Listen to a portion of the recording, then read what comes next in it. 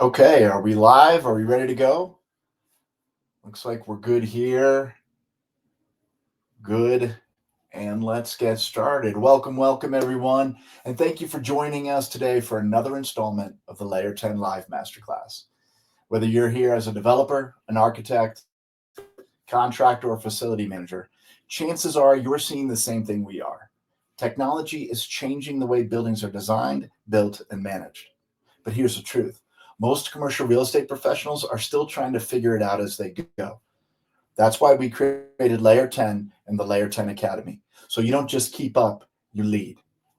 By the end of this masterclass, I hope to have equipped you with new ideas and actionable insights in this overlooked component of CRE development. Welcome to Designing Smarter Buildings, a technology strategy for CRE developers, architects, contractors, and operators. I get it. IT is scary and misunderstood. It gets ignored, shrugged aside, like the proverbial can that gets kicked down the road and not picked up until it's too late. I can illustrate this in a story about a meeting we had with one of our early prospects who did become a client and is still a client to this day. When we sat down, I asked him, Ryan, why did you agree to take this meeting? And then I let him speak. He went on for 15, maybe 20 minutes talking about his great disdain for IT, how it's too expensive, too complicated, it's always late. And when it does get completed, nobody knows how to use it. And it turns into a waste of money. When he was done, I finally answered, that's exactly why Layer 10 is in business. We agree that technology is complicated, it's challenging, and it can get expensive. And you can't afford to get it wrong. Here's the secret. The less attention it receives, the more it costs. The longer you put it off, the greater the chaos down the road. And you can't afford to ignore it any longer. You can't afford to continue to do business as usual. Smart buildings sound great until you're in the middle of a build with no plan for the tech. Even if you're not building smart, you're not looking for the latest and greatest, there is a certain level of technology expected in whatever space you're building.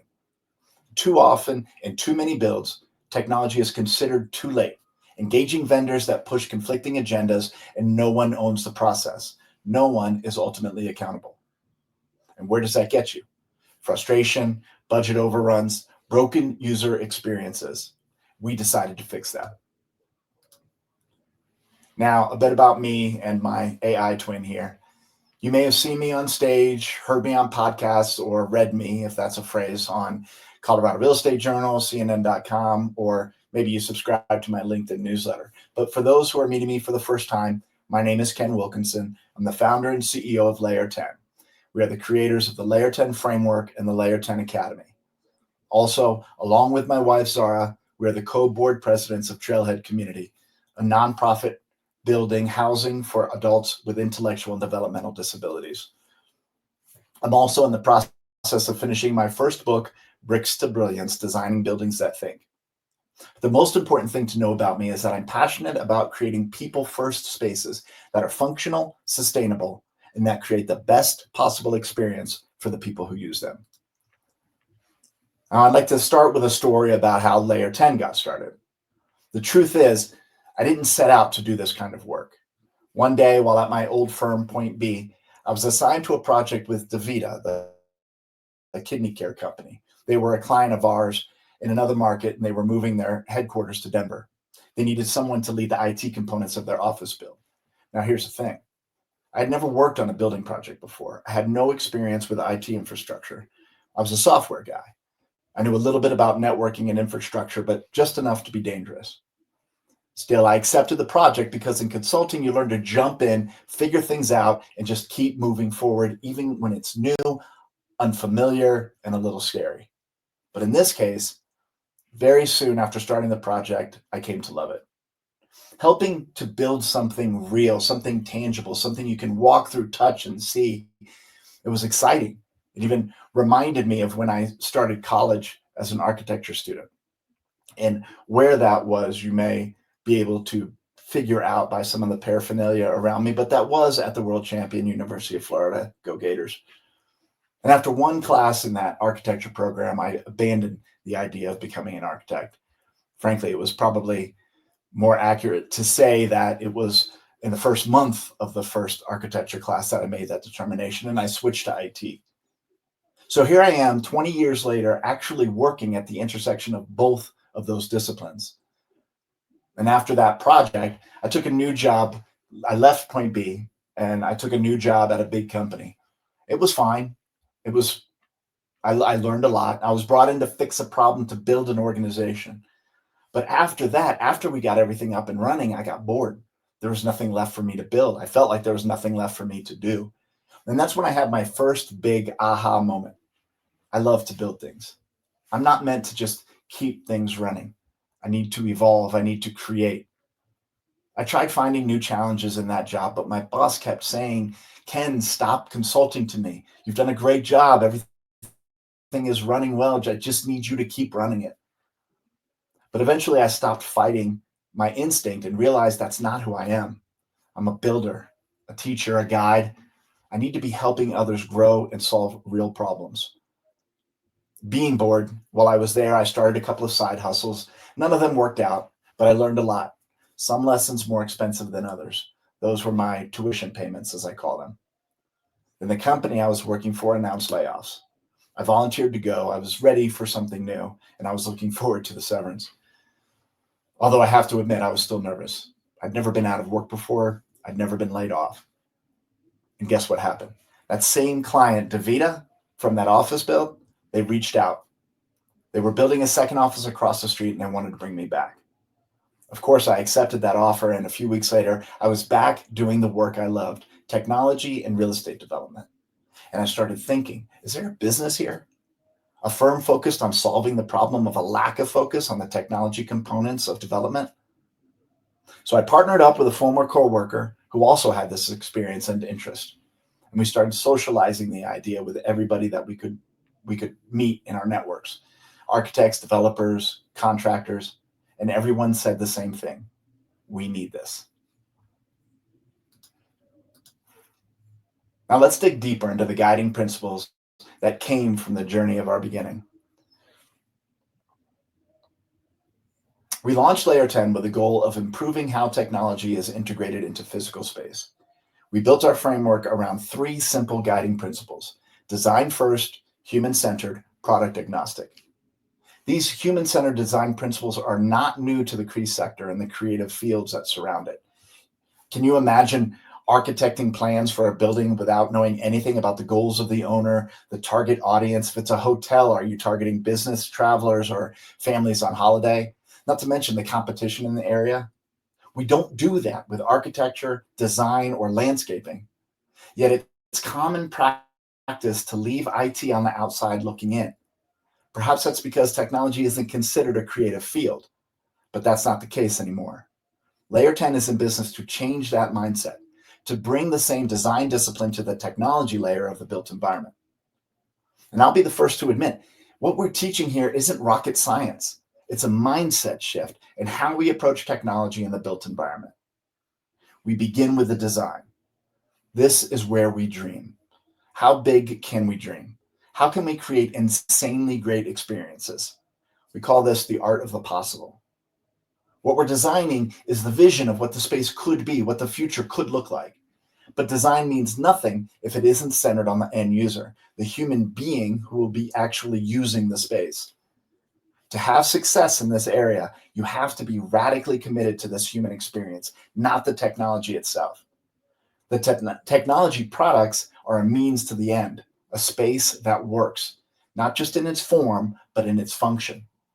We don't lead with the product, we land on the product through our design process.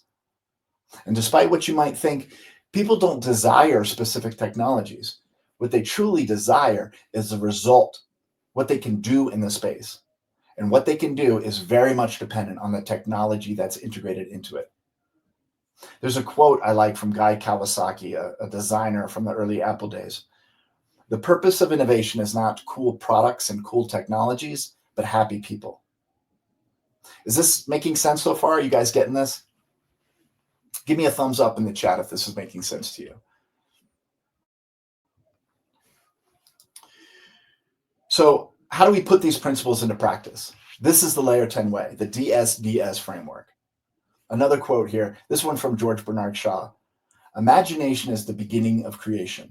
You imagine what you desire, you will what you imagine, and at last you create what you will. On the previous slide, we talked about the design focus and how we determine what could be done. I want to share a story here. I was in a design charrette for a 65-acre mixed-use development, hotel, residential, office, recreation space. We had architects from the various components, design teams, the marketing teams, the owners, of course. And it was the first time, frankly, that they had ever been in a charrette when IT was present. But I could tell about halfway through the meeting that they were starting to get it when one of the architects turned to me and said, Ken, I don't know if we can do this from a technology perspective. I interrupted and said, yes. Now, what is the rest of your question? The point there is that there's very little that can't be done with technology. But the question is, should we do it? And we make that determination by leading our clients through use case development with user personas, day in the life of scenarios. And during that process, we narrow down what could be done to what should be done. And we move on to select the appropriate systems and the vendors to deliver them. Now we're talking about innovation, but innovation has nothing to do with how much money you spend. It's about creating a great product, your space, with great experiences that end users will love. And keep in mind, the final decision sometimes is not the most innovative or expensive product. Often what best fits the use case is simplicity and uptime versus sophistication. Now, as part of this process, we also consider the typical project constraints, budget, timelines, risk tolerance, how bleeding edge you want to be. And all of this is put into the strategic technology plan, which documents all of our decisions and describes how everything works together. I've got an example here of another design meeting. We were actually in concept phase for, if you guys are local to Colorado, you may know about the hotel and the new visitor center at the Air Force Academy outside the North Gate. So we were working through the concept. We ended up that project got put on hold in 2020 when the bond market collapsed. And when it came back, we were no longer a part of the project. Regrettably, every time I drive by it, I get a little twinge of sadness that I wasn't part of it. It's a beautiful looking building. But the point is, we were trying to determine how to keep the families, that was a target, families with older children who are either interviewing at or attending the academy, and their families are coming in to visit, and this is the hotel we want them to stay at.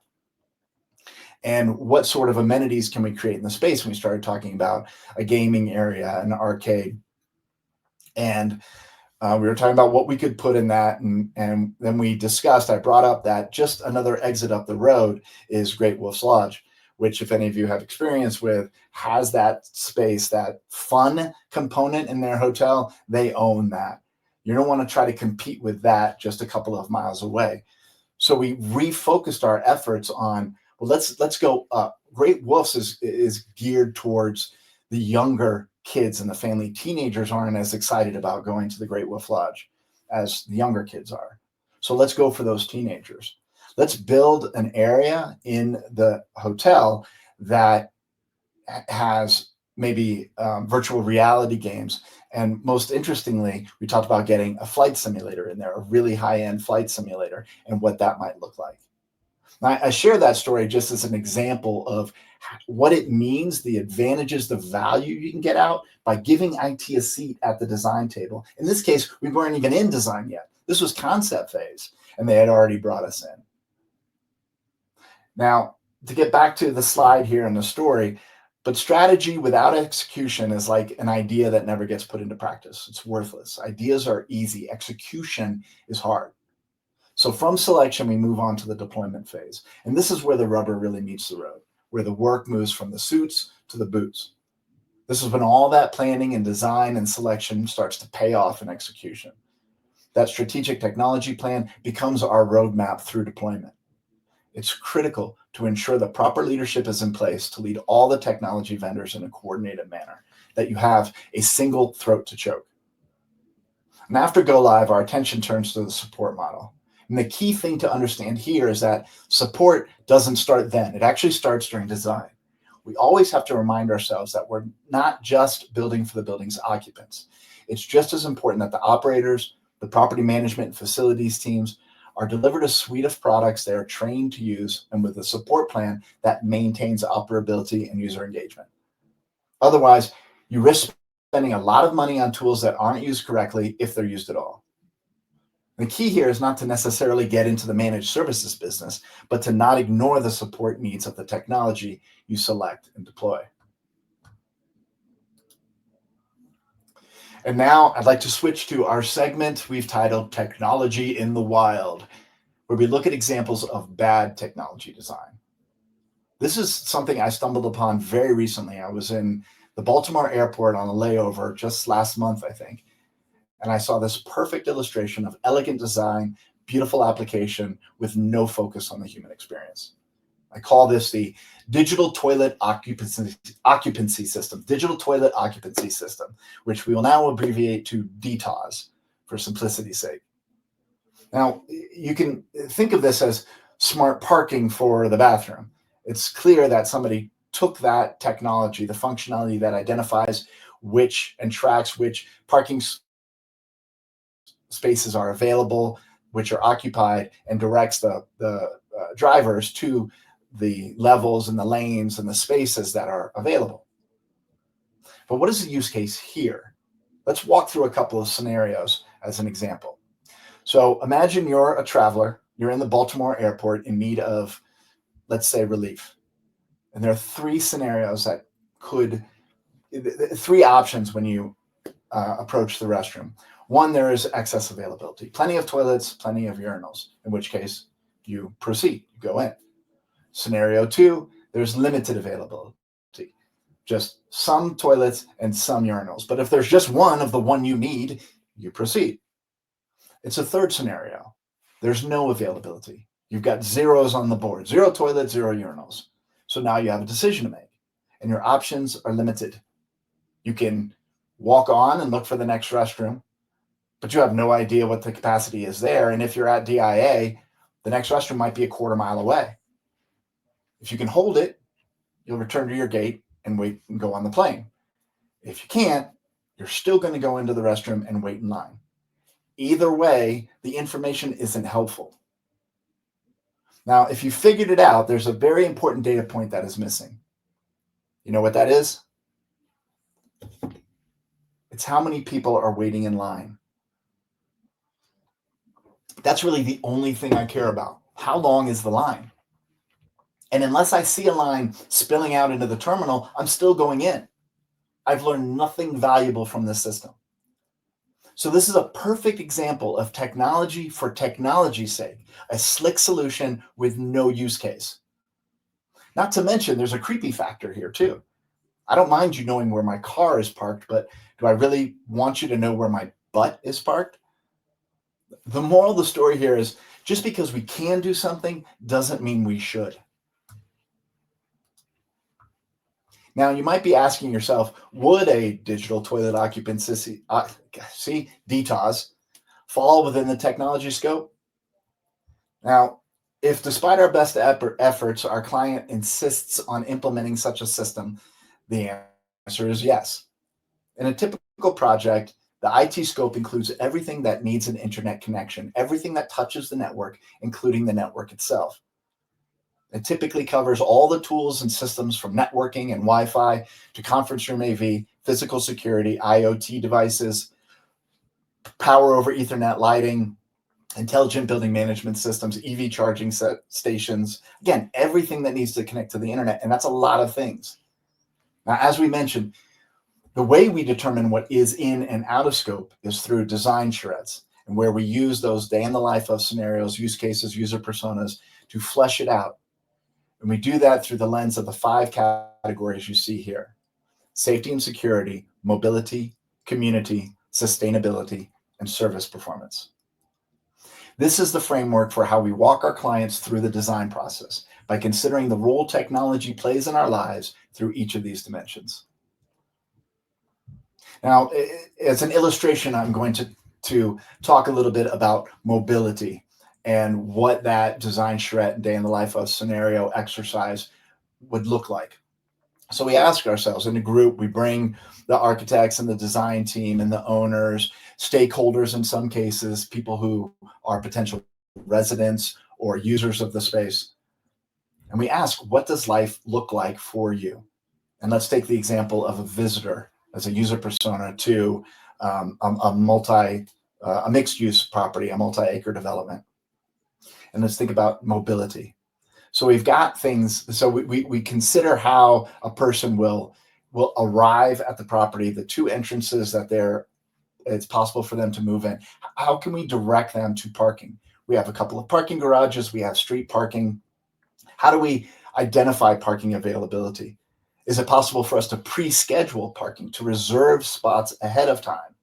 And that leads us to maybe there's an app that people can download, that they can buy tickets ahead of time to events that are being held there and reserve a parking spot. Now we're on the visitor's device, and that's access that you want as somebody who is trying to bring people to your property. You now have the opportunity to push notifications to them. You can have the different businesses sign up to offer discounts or events last minute, even for people who are actually there. We know who they are. We know that they're there. So why is this exercise important? And that's just a sliver of what we can do in just one of these areas.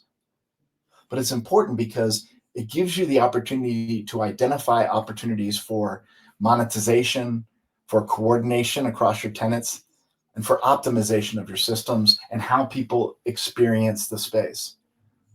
Is this making sense so far to you guys? Are you guys getting this? If you are, put a thumbs up in the chat.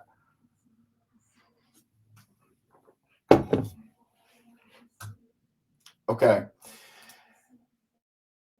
So now I'd like to share what this looks like in practice. I want to tell you a story about my favorite client, Trailhead Community, and how a consultant can publicly share that they do have a single favorite client.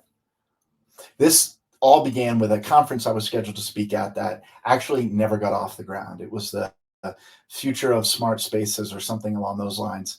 It was in September, and an unexpected early snowstorm kept many people away.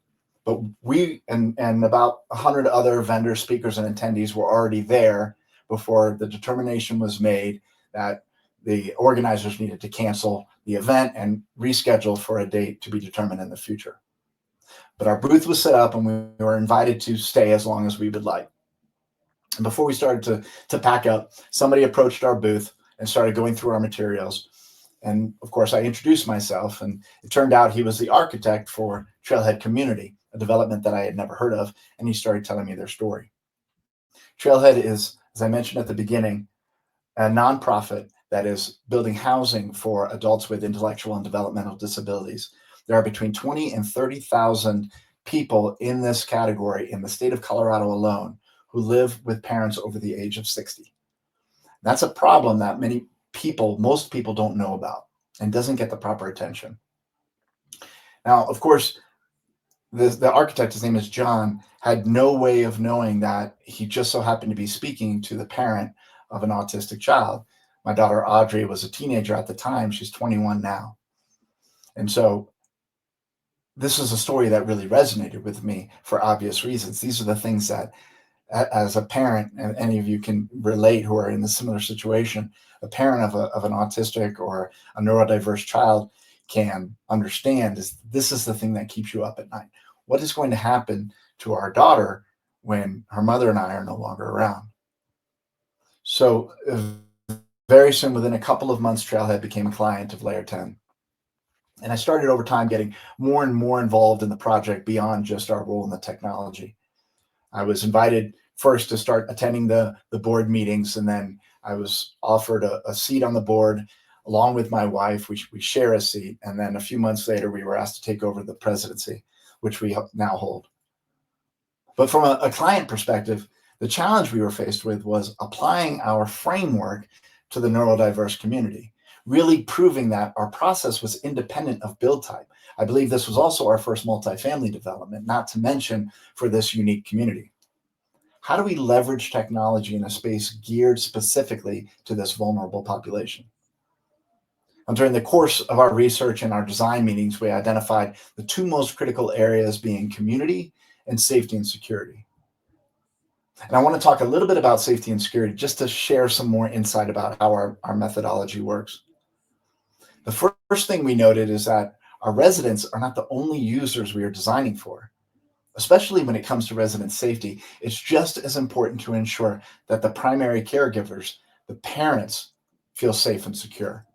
For many of us, we're releasing our kids into the world by themselves for the first time, sending them out on their own amidst the wolves, it may seem. And this can be a very scary proposition, often more for us than it is for our kids. And just as an update,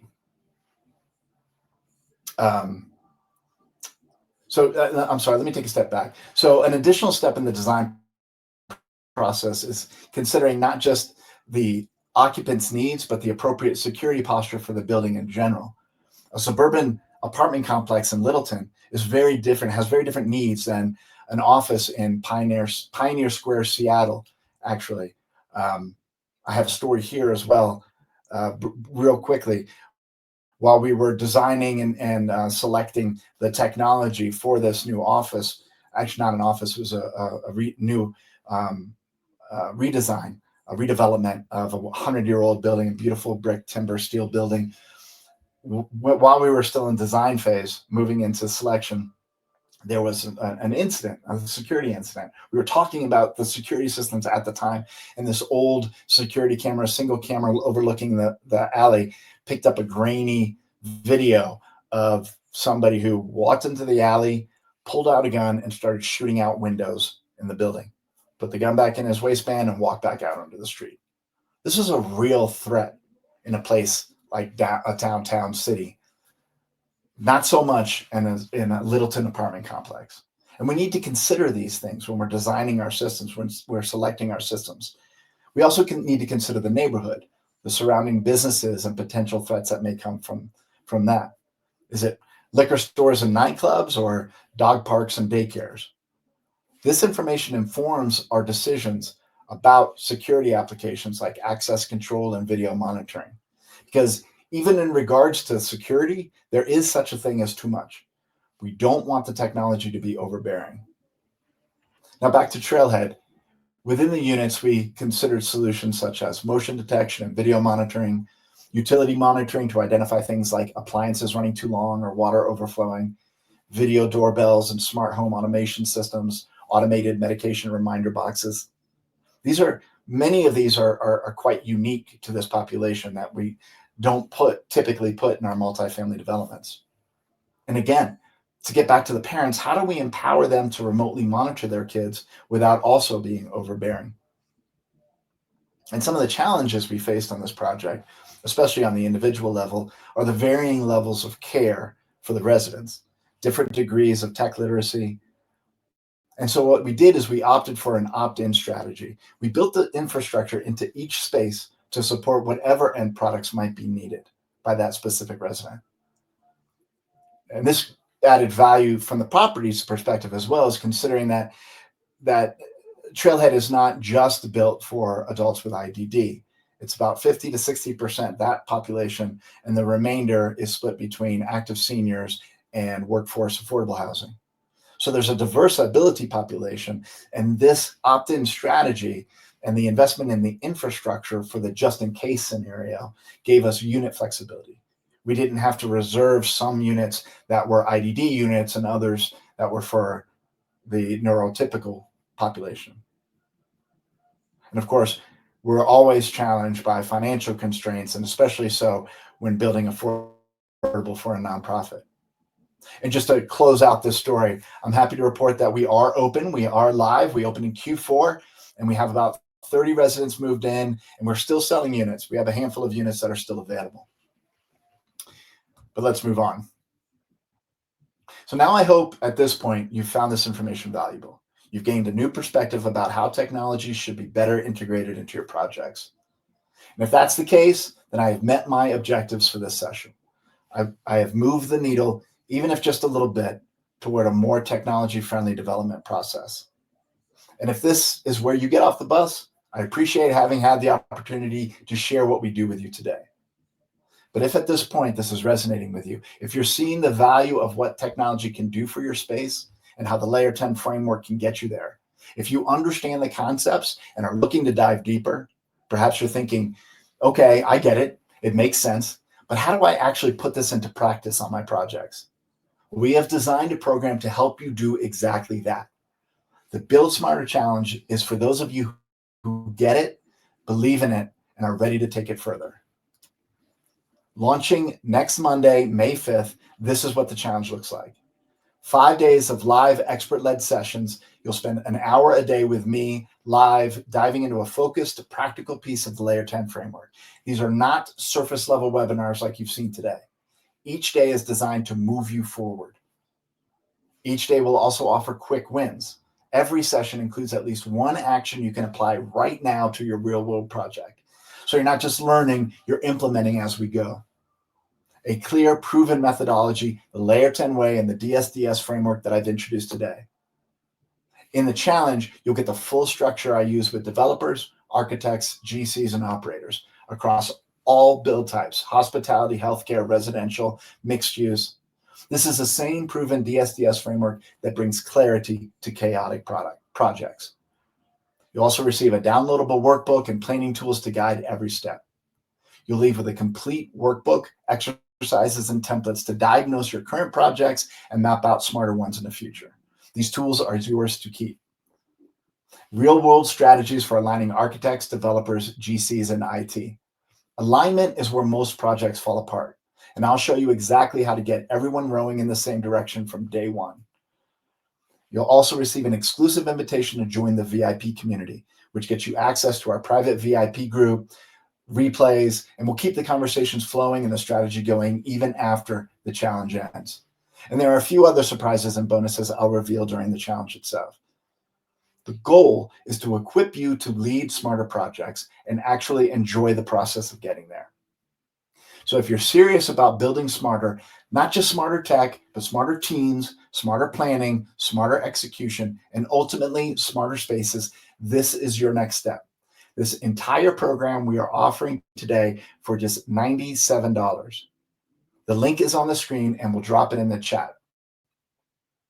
Don't hesitate. Technology isn't slowing down and you can't afford to stand still. Secure your spot in the challenge today and let's get to work. Now, as you register for the challenge, I'd like to address some Q&A. And the first question is, how do I future-proof my spaces? So this is a question I get. Actually, I think the first panel I sat on after starting Layer 10, I got this question from the audience. And it's really the wrong question. And it's even phrased the wrong way, to be honest. It's future proofing suggests a defensive posture, that you're avoiding something, you're preventing something from happening. We actually prefer the phrase future readying our spaces. But the answer is, I don't know. I am not in the business, nor am I capable of predicting what the future holds. I don't know if holographic, robotic, automated security robots are going to be roaming office spaces anytime soon. I'm not in the business of trying to predict that. But I put my money where I can make predictions, and that is there will be more technology. Buildings are getting smarter. More technology is being released in the smart building, smart office, smart city space. And so the investment, the focus really needs to be is, how do we ready ourselves for an inevitable future of more technology? And that's where I choose to focus my attention on that infrastructure, on the likelihood of a more technology enhanced future. Okay, next question. What impact will AI have on the built environment? AI is, this might be one, I might need to do a session just on this, just on artificial intelligence. AI is changing everything. I'm sure many of you on the webinar today have invested in artificial intelligence and using at least ChatGPT, if not also other tools, in how you do your day-to-day work. What impact that will have on the built environment, I'm excited to see, especially in the building management services or systems space, that the intelligence we're adding to those spaces is giving us the opportunity to predict problems before they occur, to identify trends and systems that are small and not really observable, even if we did pay 24-hour attention to the systems and the data that's coming out of those.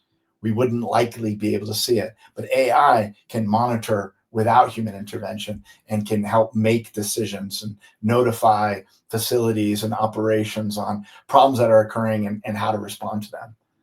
I also think it's going to have a significant impact in the physical security space, adding intelligence to cameras that can identify changes in behavior. So if you think about external cameras around your property or across your campus, and there's typical walk-by traffic, sidewalk traffic, but there is a congregation of people, a group of people are coming together, and the intelligence in the security system can alert the security staff that something needs to be looked at here. There may be something happening here. There are too many people in this frame that are, it's outside of the norm. And that's what AI is really good at, is identifying those extremes and bringing attention to. And maybe you go out there and it's a class field trip, or maybe it's a flash mob that's about to enter your lobby and you can stop it before it happens.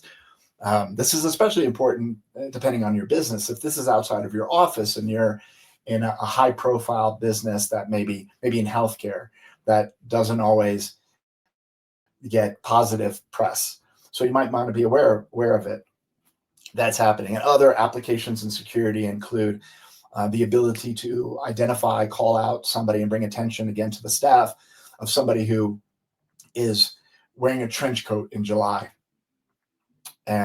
or is walking with an aggressive gait. Can identify microphones that can identify the difference between a gunshot and a car backfiring. So things like that I can see AI really having an impact on the built environment. So hopefully that answers your question.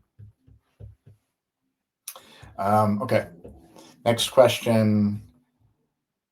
How do I avoid getting VE'd, value engineered, out of the project? So this is something that really wasn't value engineered. I assume everybody knows what that means, and maybe I shouldn't. It's while you're going through your process and you're designing your building, and we need to cut costs. And that's become much more necessary over the last 3 or 4 years than it was before, with interest rates and inflation and everything that's impacting the CRE market. And so we're feeling that pressure. And how we handle that with our clients is to focus on what's most important. If we have to cut back on security cameras, if we have to cut back on intelligence built into the building management systems or the level of systems that we're deploying, that's all fine and good. We can do that. But where I encourage our clients not to pull back is in the infrastructure. Again, going back, I think, to my first question on future readying your space, and the example of Trailhead, is making sure that you're investing in the backbone that can support the future systems that you can implement in the future. So if we can't afford to do it now, we may be able to afford it at go live or 3 months or 3 years down the road. So let's make sure at that point we don't have to tear open walls and start building in more cabling and conduit and pathway to support systems that we didn't plan for. So we can do that now while the walls are open, and let's keep our investment there while getting rid of the bells and whistles. That's always the best approach. You can't avoid it happening, but you can avoid the impact on your client by approaching it in this manner. Okay, another question. Do you do live coaching and training? Yes, we do. We certainly reach out if you have an interest in bringing us in to talk to your whole team, a large group, or doing even one-on-one coaching, that is an option. That is something that we do, and we're happy to talk to you about that. Okay. If there are no more questions, we'll move on. So for all of you who have made it this far, I have a special gift for you, a free copy of my ebook, Bridging IT and Architecture, Giving IT a Seat at the Table. There's a link on the screen that you can type in. And in this book, what you'll learn, you're going to learn more about the principles of aligning IT and design from day one, the costly mistakes and inefficiencies in your projects that can be avoided, and how to create smarter people-first spaces that are future-ready. So if you want to follow the link on that screen and download your copy now. Jocelyn, if you'll add that link also to the chat. So I move on to our final slide. I invite you all to stay connected. You can find Layer 10 where you can find everyone else across all the socials. And you can connect with me personally on LinkedIn. And while there, be sure to subscribe to our weekly Building Tomorrow newsletter to stay on top of the latest trends and goings on in the industry and where we're going with Layer 10, the Layer 10 Academy. And if you have any questions about that, about the firm, about the academy, about the Build Smarter Challenge, or if Trailhead is a mission that speaks to you, we're always looking for mission-driven individuals and companies looking to make a difference. Feel free to reach out. You can reach me directly at my email here or contact us through our website. So that's it. I hope you've gotten value for the investment of your time here, which I appreciate, and that we gave you some actionable insights for you to take into the field today. I wish you all the best. Stay blessed. We'll talk soon.